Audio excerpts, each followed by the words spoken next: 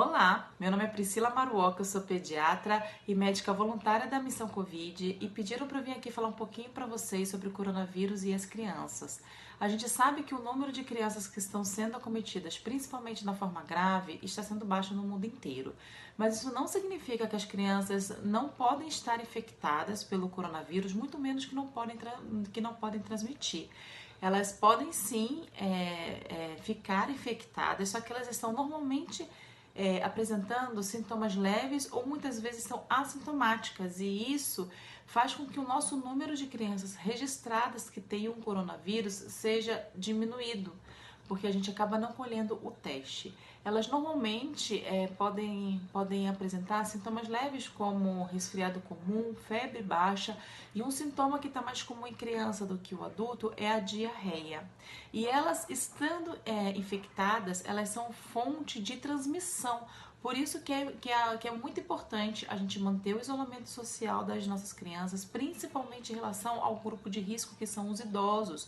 E em muitos casos são os avós que estão tomando conta dessas crianças. Elas precisam sim ficar isoladas, e eu sei que esse isolamento com as crianças em casa não está sendo nada fácil para as nossas famílias.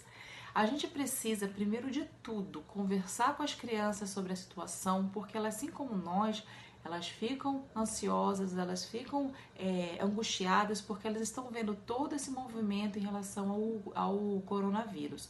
Então, conversar é a palavra-chave para a gente ter com essas crianças, para poder diminuir esse sentimento que eles também estão tendo e que vão ter durante o período dessa quarentena toda. Estabelecer rotina é um outro ponto principal.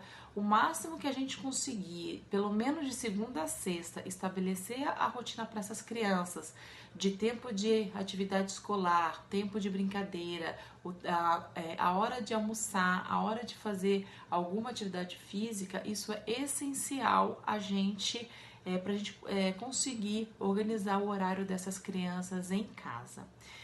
O tempo de tela é óbvio que ele vai ficar maior. A gente sempre, como pediatra, a gente sempre proibiu um tempo de tela maior para essas crianças porque impede o desenvolvimento delas. Porém, nesse período de quarentena é muito importante a gente saber relaxar também. Vai ser maior o tempo de tela, elas vão ficar mais em frente do computador ou então da televisão, assistindo desenho, e nesse período a gente tem que achar que tá tudo bem, que é uma fase e que vai passar, tá? Para quem está preocupado com as consultas de puericultura ou de pediatria geral, já está liberado a telemedicina, que aliás é o que a gente vem fazendo aqui na nossa Missão Covid em relação aos atendimentos ao coronavírus.